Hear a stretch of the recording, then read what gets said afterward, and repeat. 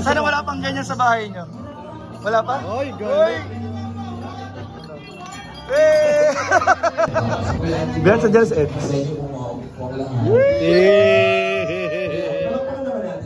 Hello mga kalingap, welcome back sa aking YouTube channel. This is Kuya Jen. So kung bago ka lang sa aking YouTube channel, huwag niyo pong kalimutang mag-subscribe at click the bell button para like ang updated sa mga upload ng video. At huwag po natin kalimutang suportahan ang Bunting Kalingap sa panguna ni Kuya Val Santos Matubang, Ate Ed the Vlog at syempre Kalingap Rob. At pakisuportahan din po ang aking mga kasamahan sa Bunting Kalingap. Nandyan po ang K-Boys, Kalingap Partner, Kalingap Reactor at lahat ng charity vlogger sa buong Pilipinas sa tumutulong sa mga kabayan natin ng lahat mahihirap. Suportahan po natin lahat guys. So ayan mga Kalingap, marami po naghihintay ng ilang kuha po nating BTS sa tambalang EDSI nung nakaraang birthday po ni Joy Diwata. Ay grabe po mga Kalingap, and gusto ko po magpasalamat sa mga nanood ng ating bulong nung nakaraang araw po mga Kalingap tungkol po sa EDSI. At ngayong araw nga po mga Kalingap ay ito na po yung aking pinangakong BTS sa inyo. At kitang-kita po dito mga Kalingap kung gaano bantayan ni Kalingap Edu si Viancy kahit na po nagre-recover pa po dito si Edu galing sa sakit. At ito nga mga Kalingap, ang mapanood nyo po mga Kalingap ay umpisa po dyan ay yung bumili po ako ng regalo kay Viancy para sa kanilang bagong bahay. Ano po? Ayun, ang nangyari lang kasi mga Kalingap, 'di ba? Naalala niyo biglang nawala nga po si Edu at si Viancy diyan. So, naiwan po ni Viancy yung regalo ko. Naiwan po. Kaya ang gagawin ko po, kinuha ko muna po, ako na po munang nag-uwi ng regalo ko kay Viancy kasi naiwan niya dun sa venue. Kasi bigla nga po silang nawala ni Kalingap Edu. So, ang gagawin ko po sa isang araw, baka makadaan ako kila Kalingap Edu, iaabot ko po yung regalo ko kay Viancy para siya na po ang mag-abot kay Viancy. Kasi ano po yun, regalo ko para congratulate sa kanilang bagong bahay. So sana may magamit po sa bahay nila.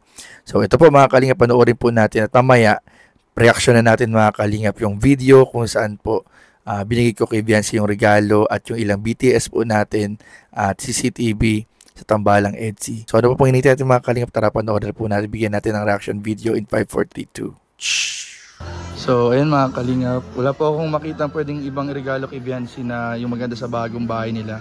Pero nakita ko po ito. Ang ganda po oh.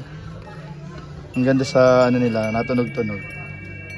So siguro ito na lang po ang iregalo kay Viancy para pang welcome sa bago nilang bahay. Ang ganda oh. Feeling ko na po ito guys. So hindi ko alam kung paano ibabalot. So tingnan natin. Ano po ako ng lagayan. So ayan mga Kalingap, bago tayo malobat, bibigay ko na yung regalo kay Viancy. Kasi nandito na si Viancy. Ala, tayo tanggal. Ito po, regalo natin kay Viancy mga Kalingap. Bago tayo malobat na kasi ako. Ayan, ito. Viancy, may regalo ko sa'yo. Ano, yung para sa house blessing nyo, congratulations. Dito. Para sa bahay nyo. Buksan mo. Uy, wag mo buksan. Ano? Sige, buksan mo. Yan, para pampahaba yun eh. Okay. Sana wala pang ganyan sa bahay nyo. Wala pa? Oy, girl.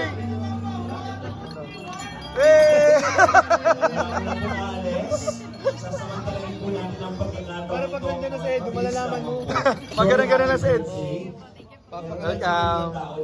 Congrats sa bahay. Doon pa sa Edu mga Kalingap. Yun o.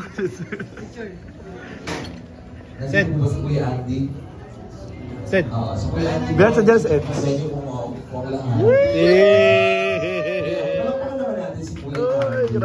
Grabe nakarating si Ed. Nakarating si Ed. Grabe, hindi ko inaasahan ito guys. Nakarating si Ed. Alam niya kasi niya si Viancy. Hindi niya kaya talagang pabayaan si Baby Viancy. Alam niya yan bro. Grabe. Kahit... So ayun nga po mga Kalingap, nakita niyo naman po dun sa video na ating pinanood. Sa ating maiksi lang po yan mga Kalingap, pero sobrang at least po, 'di ba mga kalingap, sobrang meaningful ng video. Sobrang ako po masaya mismo na nagustuhan po ni Viancy yung ating regalo at nagulat nga po siya. At isa sa pinaka nagustuhan ko po dito mga kalingap sa video yung pinanood po natin ay kitang-kita po na pati si Kalingap Edu ay natuwa dun sa regalo natin for Viancy. Kung mapapansin po ninyo dun sa likod ni Viancy habang binubuksan niya yung regalo at itinaas niya ay si Kalingap Edu po nakasilip.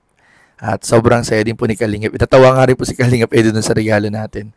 So, ang sarap lang sa pakiramdam na every time na tayo nagbibigay ng regalo ay sobrang na-appreciate po ng ating mga binibigyan. And ayan, thank you po sa suporta po ninyo sa Tambalang EDSI. At ayun nga po, nagpapasalamat din tayo na si Kalingap Edu medyo okay na po. Na ayun nga po, nakahabol sila ni Viancy doon sa event.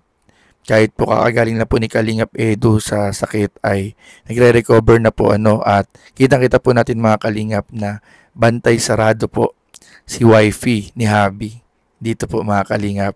At talagang dito sila biglang nawala sila. Buti na lang talaga naiabot ko na yung regalo ko kay Viancy.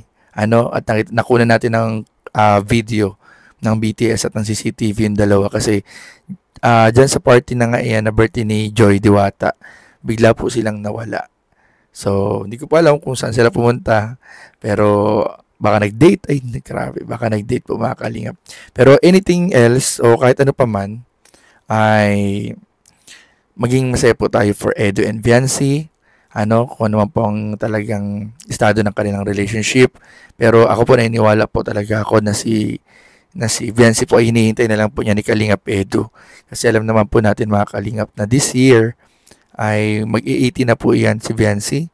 At tingin ko yan na lang hinihintay po ni Kalingap Edu ang tumungtong si Viancy sa wastong edad para po ihayag ng lubusan ng kanilang relationship status. Pati po si Viancy, siguro yan na lang po yung niya. Kasi syempre, respeto po sa magulang, respeto sa mga kasamahan sa mga nakakilala sa kanila, na dapat kapag sinagot ay 18 years old. So, abangan po natin na September po ay ka-birth month ko po pala si ka-birth month ko nga po pala yan si Viancy. Kaya hindi ko makakalimutan yan, yung birthday ni Viancy na yan na dyan po maaring mangyari na ang inaabangan ng lahat ng taga-suporta ng Tambalang EDSI. So, ayun po mga Kalingap, grabe po. So, tuwan-tuwa na naman po tayo mga Kalingap na bago nawala dyan yung EDSI sa event na yan, ay nakita muna po natin mga Kalingap kung gaano ka-protective si Kalingap Edu kay Viancy. Na kahit po masama yung kanyang pakiramdam, pinilit po niyang sunduin si Viancy, pinilit ihatid, at maka-attend po sila dyan sa event. Silang dalawa po na magkasama. So, yun lamang po mga Kalingap. Sana po naging masaya po kayo sa kaunting video na aking nakunan doon sa event. At sana po patuloy po nating suportahan ng Tambalang EDSI, si Kalingap Edu sa kanyang mga charity vlog, si Viancy sa kanyang pag-aaral. At congratulations nga pala ulit sa EDSI kasi may mga bagong million views na naman po ang EDSI. Tapos congratulations po kay Viancy and sa kanyang pamilya sa kanilang bagong bahay. Ayan, looking forward po tayo sa mas marami pong nakakilig na eksena sa episode po ng EDSI sa YouTube channel ni Kalingap Rob. So yun lamang po at maraming po salamat sa inyong panonood. Please don't forget to like, comment, share, and subscribe sa ating mga video. Maraming po salamat. God bless. Bye-bye.